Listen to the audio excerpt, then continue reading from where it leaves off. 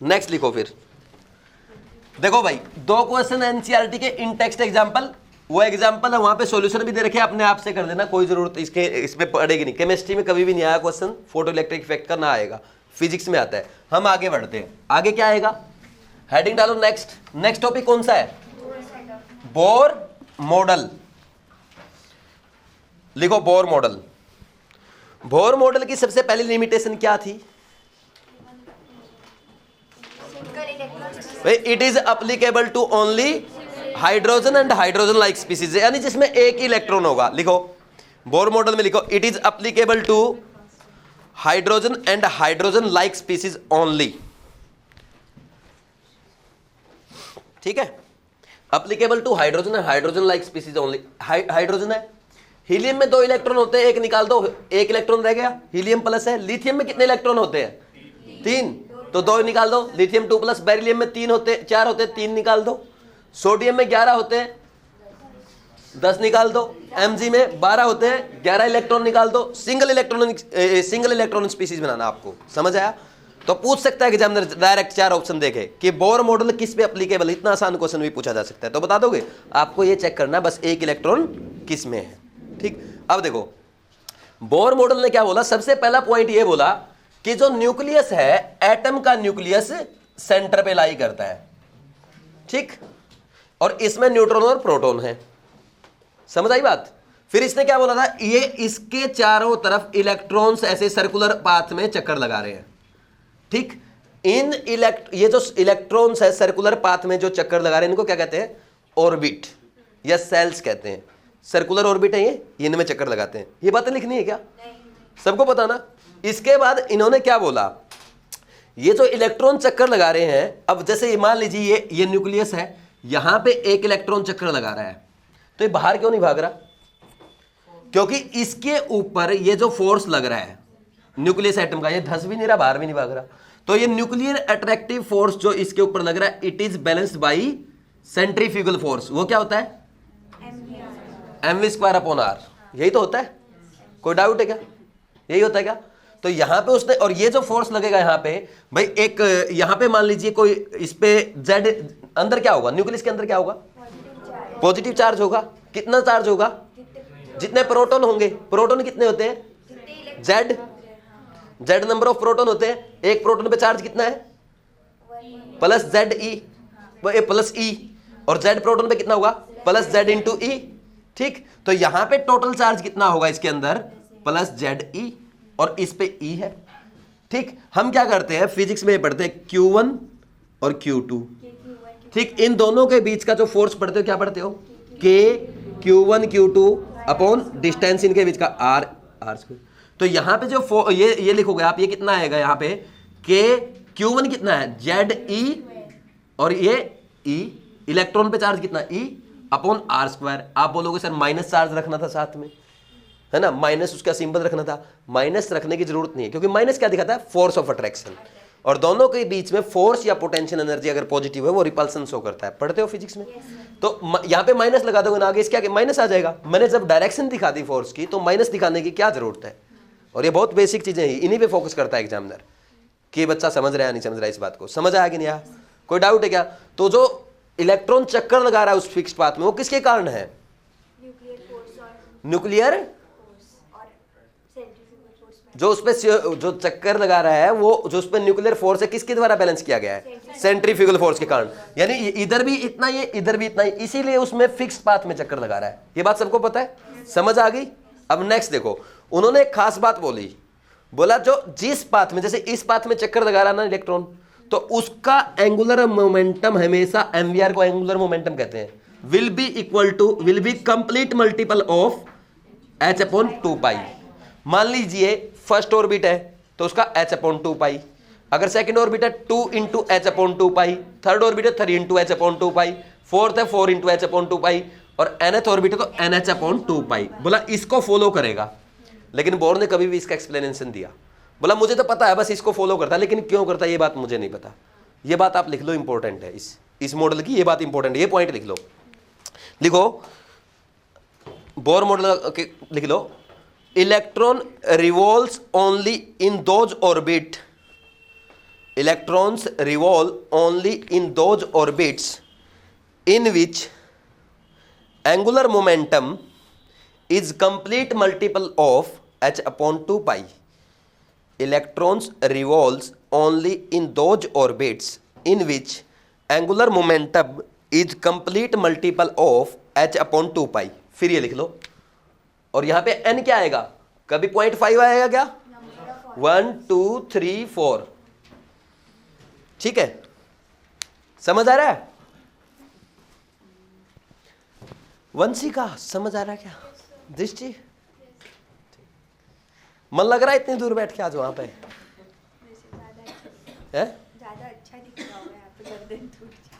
ज्यादा अच्छा दिखता है वहां पे, तो आप भी बैठ जाओ, उनके पास एक की और जगह है। नेक्स्ट लिखे, नेक्स्ट लिखो, लिखो एक क्वेश्चन लिख दो, मतलब इस सिंपल सी चीज पे हम एक क्वेश्चन बनाते हैं। लिखो, लिखो which of the following value of momentum, which of the following value of momentum represent, which of the following value of momentum represent existence of an electron in Bohr orbit, existence of an electron in Bohr orbit। First option है, ऐसे ना options लिख रहा हूं मैं, ठीक,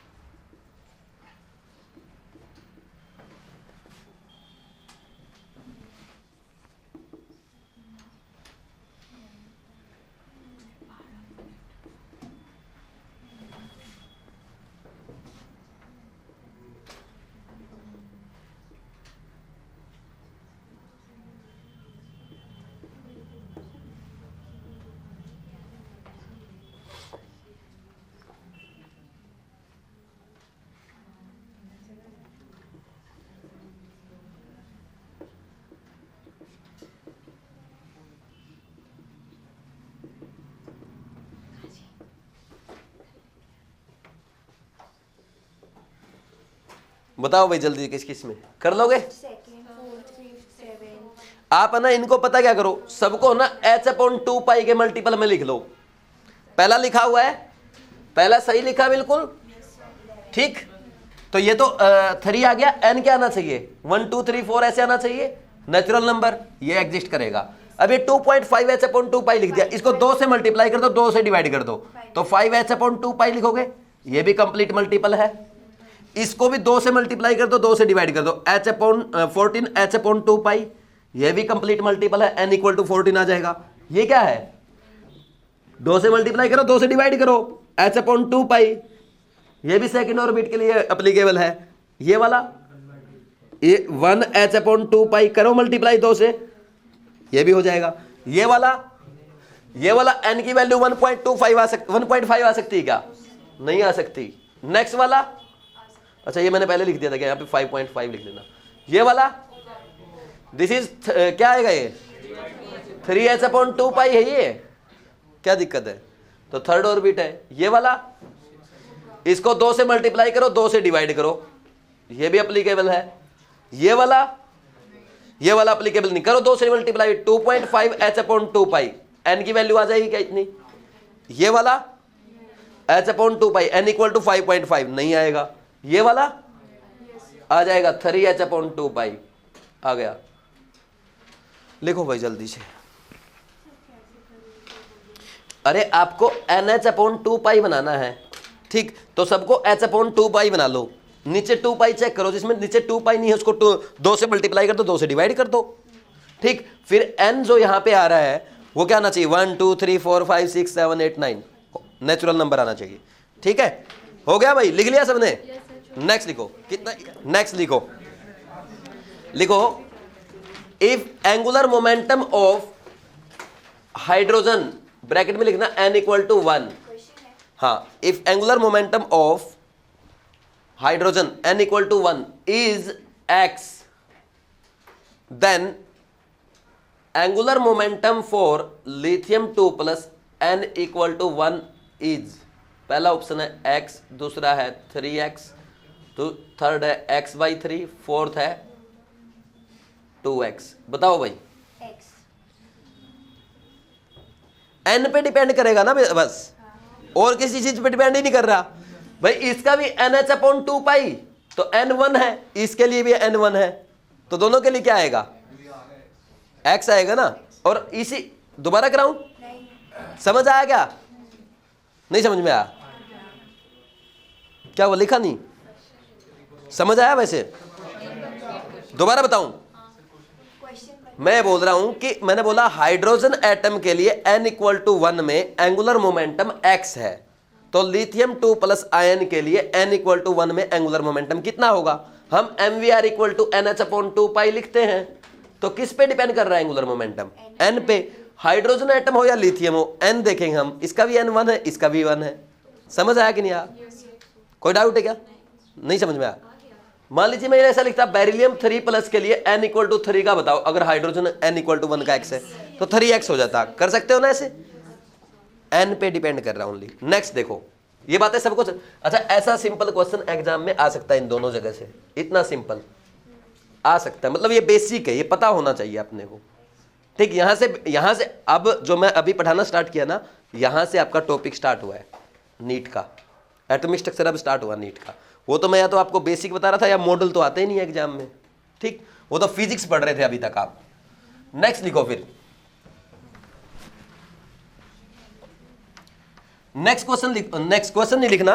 देखो, अब जब भी एनर्जी इमिट होगी, जैसे मान लीजिए देखो, जब भी इलेक्ट्रॉन एनर्जी एब्जॉर्ब करता है, क्या करता है, एक्साइटेड स्टेट में जाता है, ठीक। जैसे हम बात करें, ये न्यूक्लियस है, इसके अराउंड ये क्या है, ऑर्बिट्स हैं, सेल्स है, 1 2 3 4 ऐसे ना।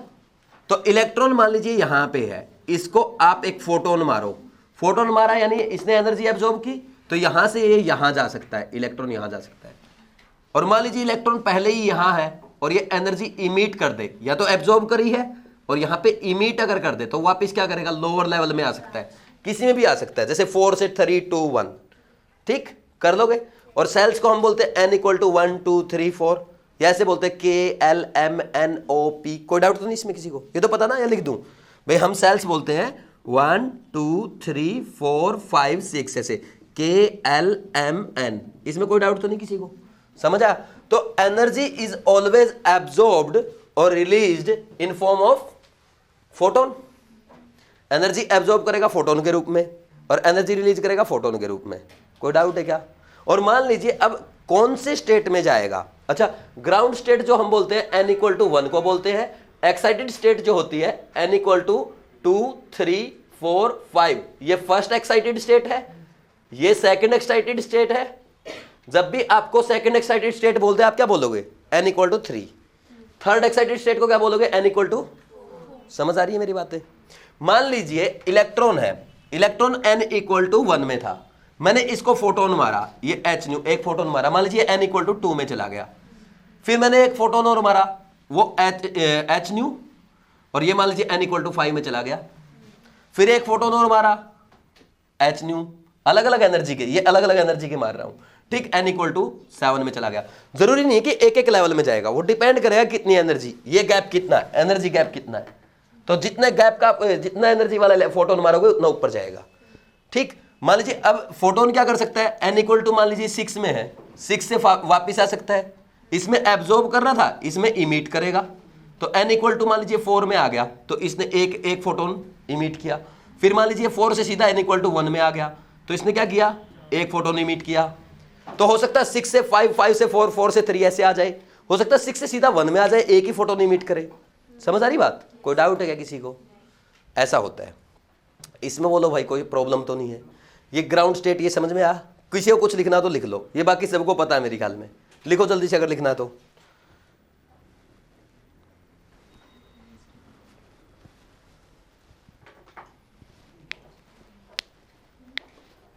लिख लिया भाई सबने, लिख लिया क्या, चलो फिर आगे लिखो। ये बस समझने के लिए है, ये आपको पता है मेरे ख्याल में सबको। क्या करोगे इसको लिख के, किसका, हाँ यहाँ पे ये बोलोगे 3 फोटोन एब्जॉर्ब हुए, अगर ऐसे गया तो कितने भी कर सकता है, वो हमें नहीं पता, वो उसके फोटोन की एनर्जी पे डिपेंड करेगा। मैं बोल रहा हूँ एक बार में एक फोटोन एब्जॉर्ब करेगा, कभी भी 2 नहीं करेगा, मतलब ये है मेरा समझाने का, समझ आ रही बात? एक फोटोन एब्जॉर्ब करेगा, एक ही फोटोन रिलीज करेगा, एनर्जी अलग अलग हो सकती है। ठीक है, डिपेंड करेगा वो किस लेवल में जा रहा है या किस लेवल से किस लेवल में आ रहा है। ठीक है ना भाई? नेक्स्ट लिखो एप्लीकेशन ऑफ बोर मॉडल, जल्दी लिखो एप्लीकेशन ऑफ बोर मॉडल। पहला लिखो calculation of radius, calculation of radii of nth orbit,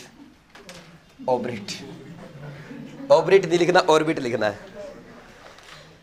calculation of radius of nth orbit. अब देखो पहला, देखो अपने पास क्या है, अपने पास छोटी छोटी नॉलेज है। देखो पहला क्या, रेडियस कैलकुलेट कर रहे हैं। ये न्यूक्लियस है, यहाँ पे इलेक्ट्रॉन है, ठीक, इलेक्ट्रॉन पे यहाँ पे फोर्स लग रहा है। अभी हमने देखा था कितना लग रहा है, kz² upon r² which is balanced by mv² upon r। कोई डाउट है क्या? तो अभी हम क्या लिख रहे हैं इसको, ये दोनों फोर्स बैलेंस होनी चाहिए, upon r² is equal to mv² upon r से r cancel, kze² upon r। ये v अपना यहाँ पे वेरिएबल है, बाकी कांस्टेंट है, kze और मास ऑफ इलेक्ट्रॉन कांस्टेंट है, तो v वेरिएबल है। v कहां से लाएंगे, v mvr equal to nh upon 2 आपने पढ़ा है, ठीक। v को क्या लिख सकते हो, nh अपॉन 2 mr लिख सकते हो। तो यहां पे लिखो nh अपॉन 2 mr का स्क्वायर लिखो, तो क्या लिखोगे, kze² upon r is equal to n² upon 4 m² और r²। ये कैंसिल हो जाएगा, r इधर आएगा, बाकी टर्म को उधर ले जाओ, तो बाकी टर्म को जब m से, ये m भी कैंसिल हो गया यहां से, ठीक। तो r इज इक्वल टू क्या आया, n² h² upon 4 m kze²। ये आ गया। अपने पास यहाँ पे वेरिएबल क्या क्या है, n रेडियस वेरिएबल हो सकती है, first orbit, second orbit, third orbit, और z भी वेरी हो सकता है, हाइड्रोजन के लिए अलग होगा, लिथियम 2+ के लिए अलग होगा, बेरिलियम 3+ के लिए अलग होगा। बाकी सारे कांस्टेंट, h की वैल्यू पता है, पाई की वैल्यू पता है, मास पता है इलेक्ट्रॉन का 9.1 इंटू 10 की पावर -31, और k की वैल्यू पता है फिजिक्स में 9 इंटू 10 की पावर 9, यही बोलते हो, और इलेक्ट्रॉन की पता है, E की पता है 1.6 इंटू 10 की पावर -19। सारी वैल्यू पुट कर दो, आंसर आपका आया 0.529 n² अपॉन z। ये एंगस्ट्रॉम में आएगी वैल्यू, बस ये याद रखना है। कोई डाउट है क्या?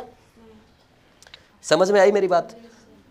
अब इसमें मतलब आपको ना मेन ये है, ये याद रखना है n² अपॉन z, ठीक। आपसे बोल दे कि आप उसका डायामीटर बताओ, तो डायामीटर बताना, मान लीजिए nth ऑर्बिट का क्या करोगे, 2r। मान लीजिए आपसे क्या पूछ ले, सरकमफ्रेंस पूछ ले, सरकमफ्रेंस क्या करोगे, 2πr, r की वैल्यू पुट कर दोगे। एरिया पूछ ले, πr², ठीक, यानी area is directly proportional to r की पावर 2, यानी area of nth orbit is r की पावर 2 करोगे तो n की पावर 4 अपॉन z², इसके डायरेक्टली प्रोपोर्शनल होगा। ये भी डायरेक्ट एग्जाम में पूछा जा सकता है। कर लोगे कि नहीं कर लोगे? बस ये था, करो जल्दी से।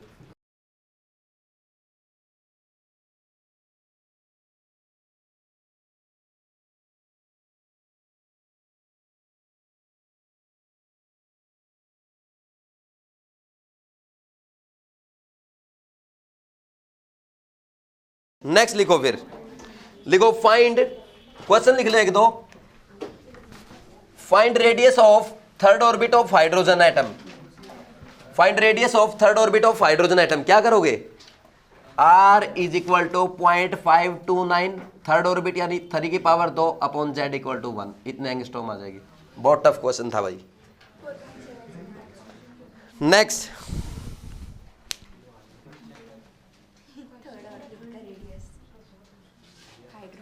क्या हो गया, क्वेश्चन नहीं लिखा। नेक्स्ट लिखो, हो गया क्या? नेक्स्ट लिखो, if radius of second orbit of hydrogen atom is, if radius of second orbit of hydrogen atom is 2.12 angstrom, then find radius of second orbit of lithium. Radius of second orbit of lithium 2+। क्या करोगे भाई? बस आप तो ये याद रखो, r directly proportional to n² upon z है। रेडियस ऑफ हाइड्रोजन और रेडियस ऑफ लिथियम 2 प्लस, ये दिया आपने को n इक्वल टू 2 है दोनों के लिए, n इक्वल टू 2 है तो क्या करोगे 2 का स्क्वायर अपॉन इसका 1 होता है और इसका 2 का स्क्वायर अपॉन क्या होता है इसका 3, ये तो कैंसिल हो जाएगा 3 अपॉन 1 आ गया, यानी रेडियस ऑफ लिथियम 2 प्लस क्या आएगी लिथियम 2 प्लस के लिए रेडियस ऑफ हाइड्रोजन एटम कितनी 2.12 अपॉन 2 आया क्या 3 आया क्या 0.706 जो भी आई है ना, ये क्वेश्चन आपके एग्जाम में पूछा हुआ है, लिख लिया। एक क्वेश्चन लिखो फिर next, if radius of second orbit of helium plus is, क्या ये लिख रहे हो क्या आप लोग, ये क्यों लिख रहे हो, सॉल्यूशन घर जाके कर लेना। If radius of second orbit of hydrogen atom helium plus atom is, if radius of second orbit of helium plus is x, then find out radius of third orbit of beryllium 3 plus। इस बार n भी change हो रहा है और z भी change हो रहा है, करो जल्दी से, नहीं हुआ। if radius of second orbit of helium plus is x, then find radius of third orbit of beryllium 3 plus। अरे आप ये लिख लिया करो ना यार, देखो क्या पूछा आपसे, radius of helium, radius of second orbit देखिए हीलियम प्लस की अपॉन रेडियस ऑफ कौन सा third orbit of beryllium 3 plus. अब ऐसे कर लिया करो सीधा, directly proportional to n square upon z आएगा, n कितना इसका 2, 2 का स्क्वायर अपॉन 2, 3 का स्क्वायर अपॉन 4। समझ आ रही ना बात, कर लोगे यहां से रेशो आ जाएगा 16 बाई 8, 18 यह आया क्या, ठीक है, यह आ जाएगा 8/9, ठीक 8/9 और ये उधर जाएगा तो 9/8x आ जाएगा, आंसर आएगा आपका 9/8x, ठीक कर सकते हो। अब ऐसे ही करना रहता आपको, समझ आया। अब एक क्वेश्चन फाइंड आउट करना, radius of hydrogen atom in first excited state. ऐसा अगर आपको बोल दिया, आप क्या मतलब समझ गए इसका, सेकंड एक्साइटेड स्टेट का, फर्स्ट एक्साइटेड स्टेट का मतलब n इक्वल टू कितना पुट कर दोगे 2.529 इंटू n कितना 2 का पावर 2 अपॉन 1 होता है z। तो ऐसे ही radius of radius of helium plus बोल दिया आपको, ये बोल दिया फर्स्ट एक्साइटेड स्टेट में, ठीक, और आपको रेडियस ऑफ लिथियम 2 प्लस बोल दिया सेकंड एक्साइटेड स्टेट में। कर लोगे क्या घर पे, इसके लिए n 2 हो जाएगा, z भी 2 है, इसके लिए n 3 और z भी 3 है, कर लोगे n स्क्वायर अपॉन z लिखते रहना, जैसे क्या कर दोगे 2 का स्क्वायर अपॉन 2, 3 का स्क्वायर अपॉन 3, कितना आ जाएगा ऐसे आंसर। तो ऐसे क्वेश्चन करने रहते हैं बस। एक क्वेश्चन और लिखो, if ratio of radius of 2 orbits, sorry, if ratio of radius of 2 orbits of hydrogen atom, if ratio of radius of 2 orbits of hydrogen atom is 1:4, 1:4, then 2 orbits may be K and L, M and N, L and N, or both 1 and 3।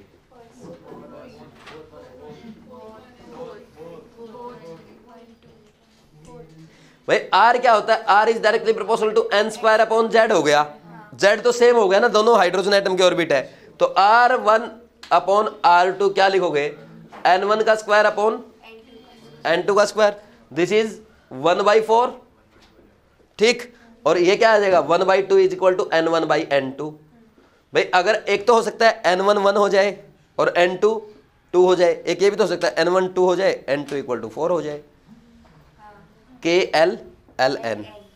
समझ आया, last derivation करा दूं एक। Next लिखो second application, देखो calculation of velocity of electron in nth orbit. बस कोई बात नहीं, calculation of velocity of nth orbit,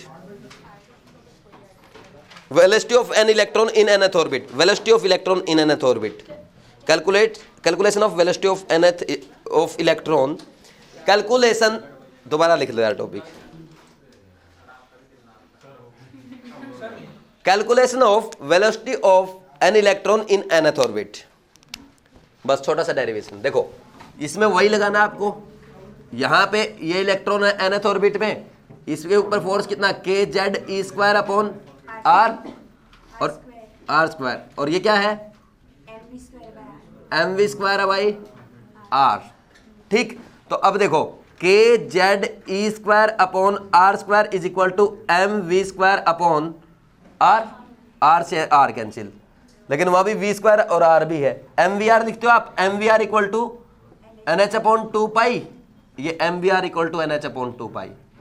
ठीक, और mv लिख लो, mv is equal to nh upon 2 pi r, ये लिख सकते हैं। तो k z e square upon r, इसको लिख लो mv इंटू v, लिख सकता हूं। अरे mv स्क्वायर को क्या लिख सकता हूं, mv इंटू v, तो mv की वैल्यू यहां से पुट कर दो, nh upon 2 pi r into में वेलोसिटी, तो ये r से r कैंसिल, वेलोसिटी क्या आया बोलना, k z e स्क्वायर, अच्छा ऐसा लिख लो 2 pi k z e square upon nh, यहां पे वैल्यू पुट करोगे पता क्या आएगा, velocity is equal to 2.18 into 10 की पावर 6 z अपॉन n, और ये वैल्यू आती है मीटर पर सेकंड में। यानी हम क्या सीखे, velocity directly proportional to z by n। ठीक, तो अब इससे आपको पूछ ले टाइम पीरियड, टाइम पीरियड क्या होता है, टोटल चक्कर लगाएगा 2 पाई r nth ऑर्बिट में, 2 पाई r अपॉन वेलोसिटी, यानी time is directly proportional to radius by velocity, यानी time is directly proportional to n square upon z, नीचे लिखो z अपॉन n, यानी time period of an electron in nth orbit is, n ऊपर जाएगा n cube upon z square. और ऐसे ही हम अगर फ्रीक्वेंसी लिखे, फ्रीक्वेंसी इज इनवर्स, फ्रीक्वेंसी क्या होता है 1 अपॉन t, यानी frequency is directly proportional to z square upon n cube, ये भी कर सकते हो। ठीक है, लिख लो जल्दी से।